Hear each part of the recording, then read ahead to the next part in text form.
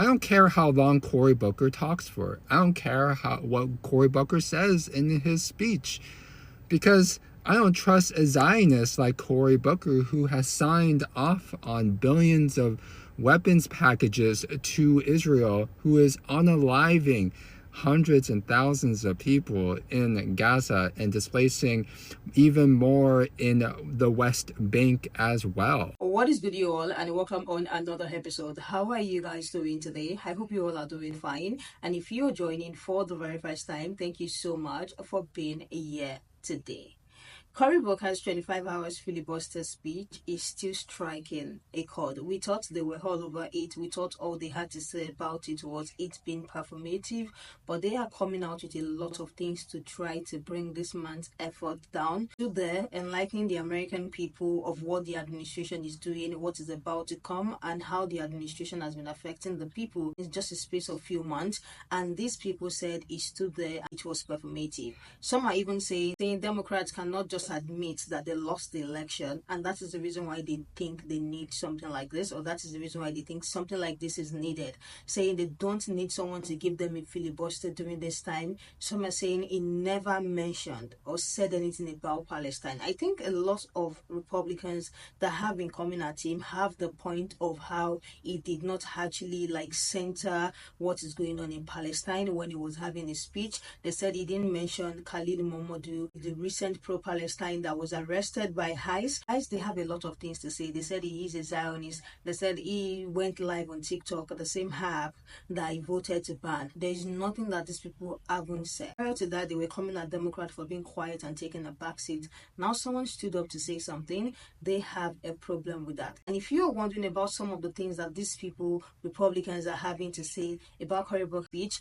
without wasting much time, just sit back and let's get right into it. I don't want to be too hard on people that are excited about the fact that Cory Booker filibustered for over 24 hours and broke the record, because I understand that people are genuinely desperate for Democrats to do something, anything. But what I can't do is be excited with you. People are trying to make this happen, and I'm not. The only even slightly cool thing about this story to me is that he broke the record of a segregationist racist.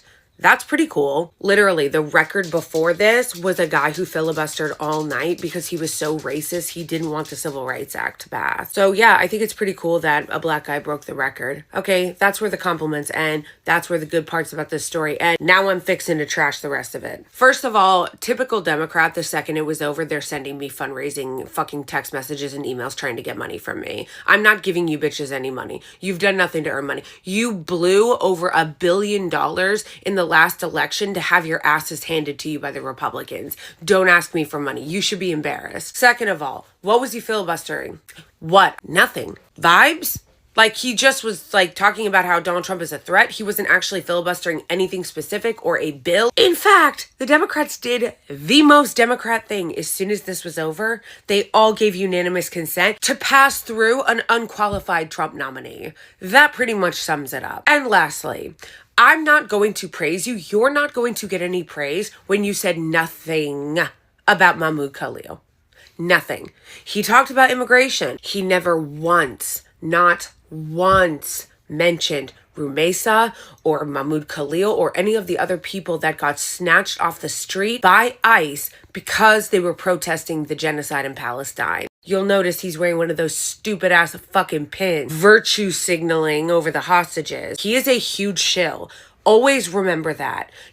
He's always been a shill. He's a shill of anybody who will give him money. He's taken money and done the bidding of big pharma, of big ag, healthcare and insurance lobby, privatizing education. He has always been a hack, but man, he is a darling of AIPAC in the Israeli lobby. But he's really standing there getting plaudits and praise for talking about the Constitution and the rule of law. He waved the Constitution around multiple times during his filibuster, talking about some freedom and you can't take away people's right to free speech and our rule of law are the bedrock principles of this country. This you?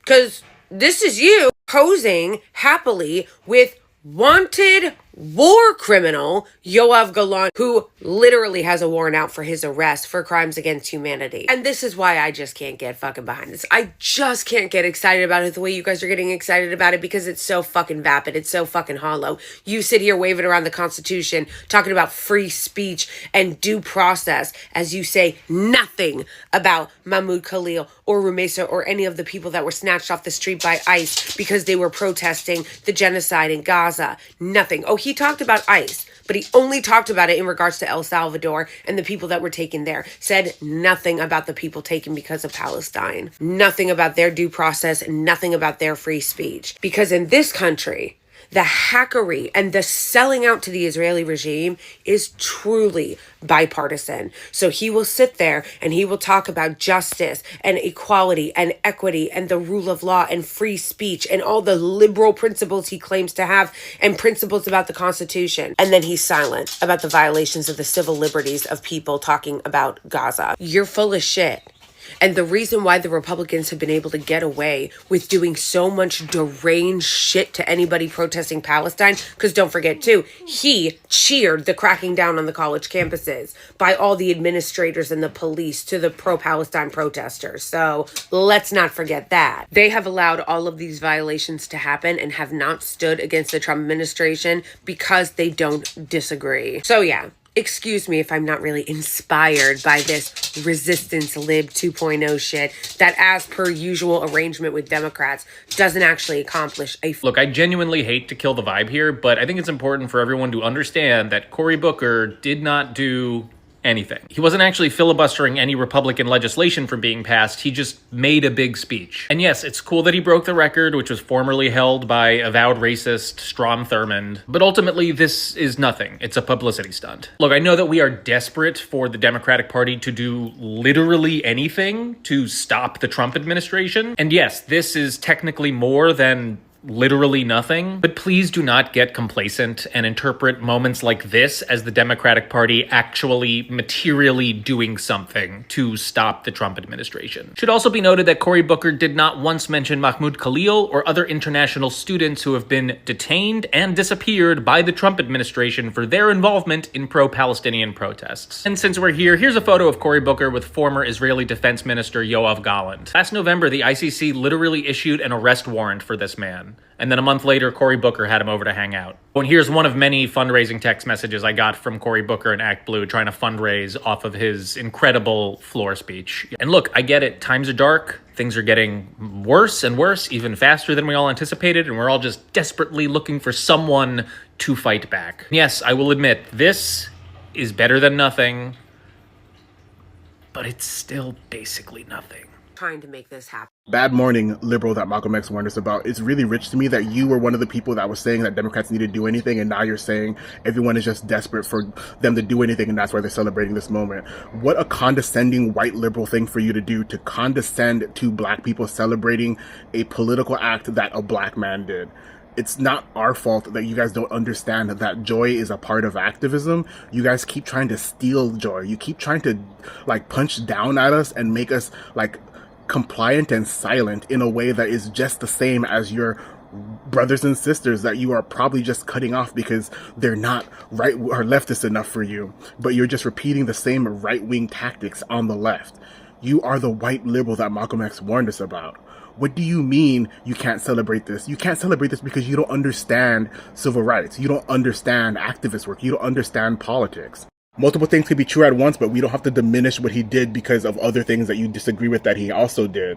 Like, what a stupid, reductive, binary way of thinking. Which is crazy because you're non-binary. So you should understand that binary thinking is bad. But you're white and you're a liberal, so of course you don't understand that this is something that is actually a detriment to anyone who's actually trying to do the work. You trying to downplay it and give your hot take after a 25-hour live stream that I really don't think you actually watched. It's ridiculous. How did you even get all the information right away? There's no possible way that you were sitting up for 25 hours and then made your hot take videos right after it happened.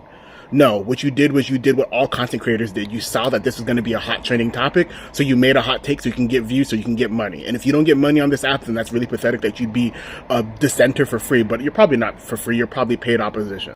You, white liberal that Malcolm X warned us about, need to sit down and shut up. You need to listen to black people instead of talking down to black people. We know more than you about this topic. We are subject matter experts. You are only a subject matter expert when it comes to oppression, which is why you keep trying to recreate oppression on the left. Like, I'm happy for you that you care about one genocide, but you ignore the other genocides, the ones happening in your own backyard. And it's really disgusting to me that you keep talking about it and you expect black people to talk about it. So you making this video where the onus of the video is black man isn't talking about Palestine enough for me is stupid and disgusting. Your people aren't talking about Palestine enough.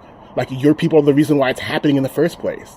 It's the blood is on your hands, white liberal that Malcolm X warned us about. Why do you keep pushing the onus on black people? We're the 14% of the population in America, white liberal that Malcolm X warned us about. Your family, your friends, your brothers and sisters, all of you are the ones that made it this way. You guys built this system. You guys maintained this system. You are working for them with your rhetoric. White liberal that Malcolm X warned us about. You're dangerous. You're stupid. You're uneducated. Yet you keep talking. You didn't watch that whole thing. The only thing you could have possibly done is use AI to generate the script. And then you search through to figure out if you said anything about Palestine. There's no possible way you watched all of that as it happened. I watched 8 hours. And I say watch in heavy quotes. There is no possible way you watch the whole thing, white liberal that Malcolm X warned us about, unless you're jobless or your job is to do this, which to me would circle back to you being paid opposition. Have a terrible day. So at this point, I am super convinced that if some of y'all would have been around back then when Rosa Parks refused to get to the back of the bus, y'all would have said she was doing too much. Y'all would have called her performative back then. Oh my gosh, Rosa, why are you doing that? Just get to the back. Like, Rosa, who is this helping? She just want to make a show. She just want to make a fool of herself and just draw attention. That's the point.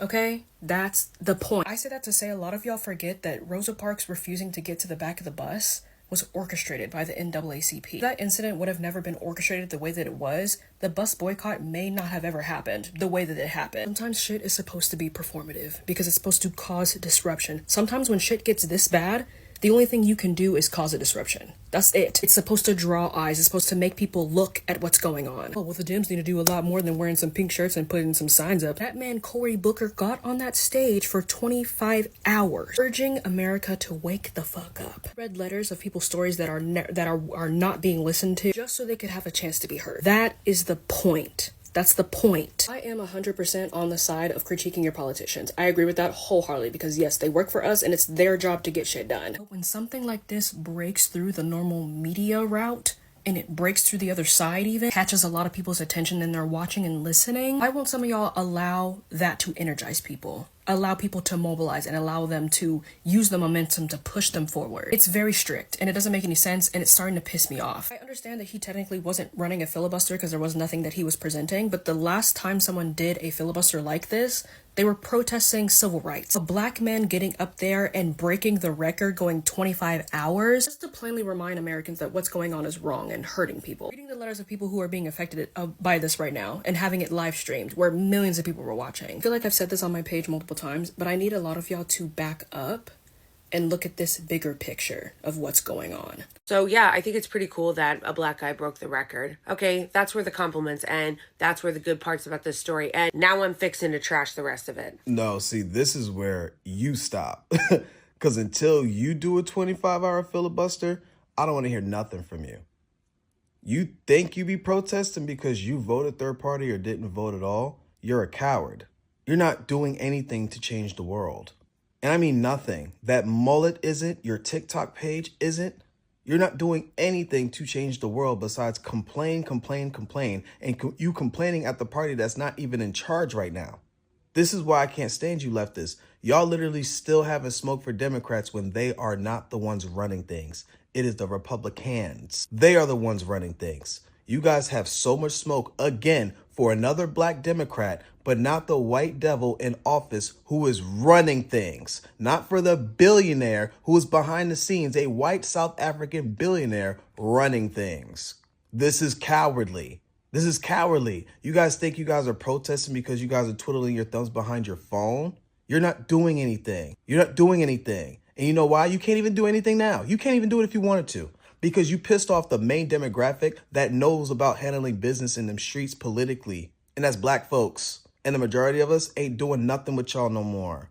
So now you guys are left to hop on the internet and complain and complain and complain and nitpick and nitpick and nitpick. Unless you're willing to do a 24-hour filibuster cussing out Donald Trump, something I thought leftists should be doing right now, I don't want to hear nothing from you. And I mean nothing from you. Cory Booker stood up there for 25 hours, and I will say this straight up. I am a socialist, all right? But the thing I need y'all to do is shut up for a second. Not because you can't disagree with it or, oh, now is not the time. I'm saying the shit was 25 hours long. To get up here in the middle of it or just after it happened to be like, actually, here's my hot take on it. You did not watch it. This is the equivalent of being asked to do a book report and the teacher assigning you the book report, and then the moment she assigns it being like, actually, I'm done.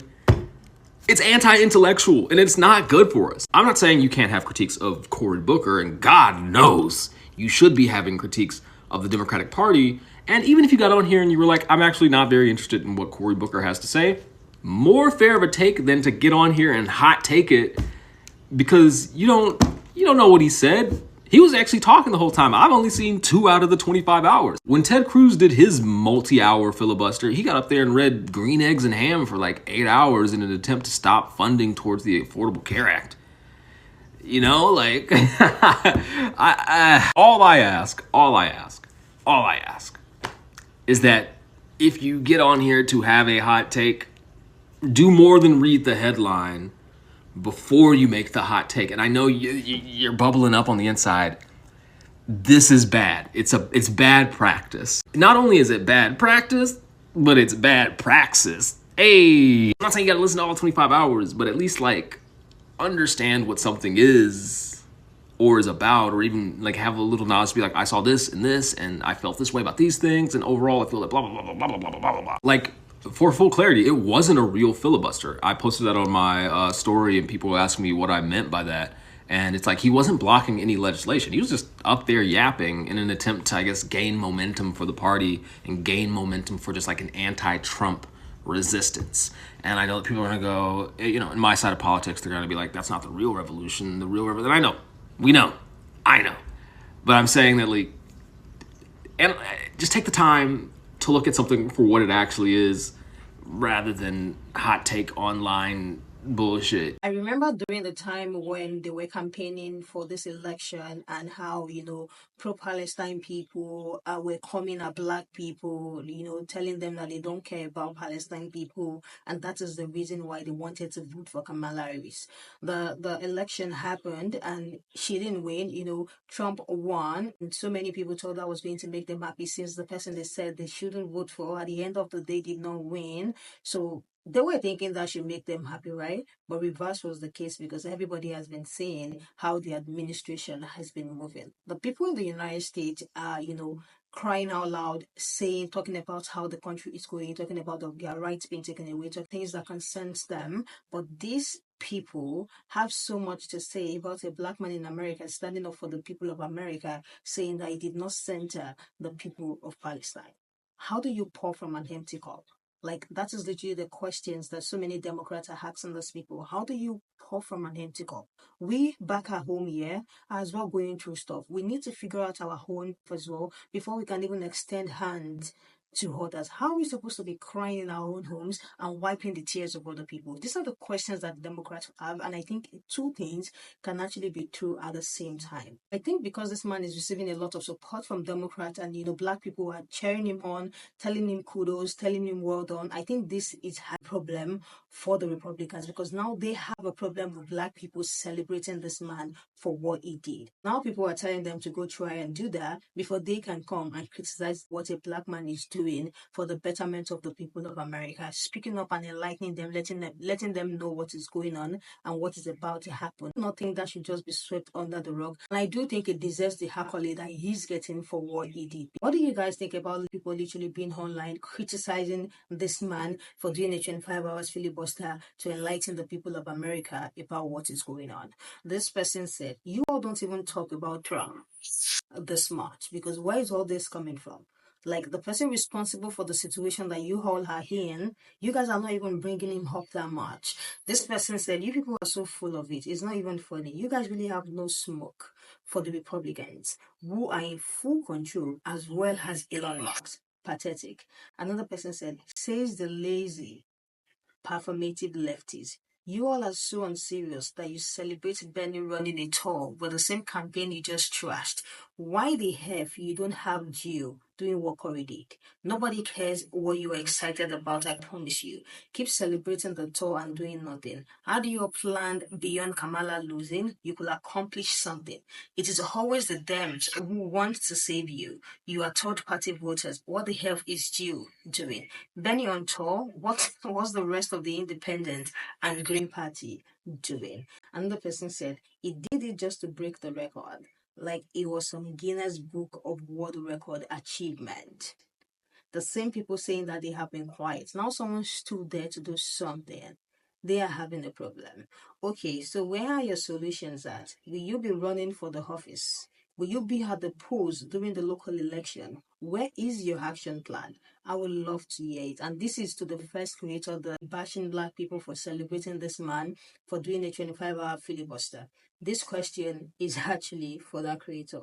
The last one I have here said, and the thing is, this wasn't even a discussion about Palestine. Like, it wasn't centered, wasn't on the table. It was talking about America in capital letters because they need to better the home before they can extend to others. It's like it's so difficult for these people to actually grasp what we are going through. It really feels like these people don't care about America, about the people there, about the systemic suffering, oppression, and the racism people of color face. Is like, oh, Palestine, Palestine. Before the election even happened, there are so many creators that had to bang head because of this whole Palestine conversation. The people of America are speaking up about what is going on and the pain they are in right now. They need to be heard as well as, the people of Palestine. Like telling them to push away their own problem to center other people might be giving a little bit of selfish. So I want to hear what you guys think about these people coming at Democrats so badly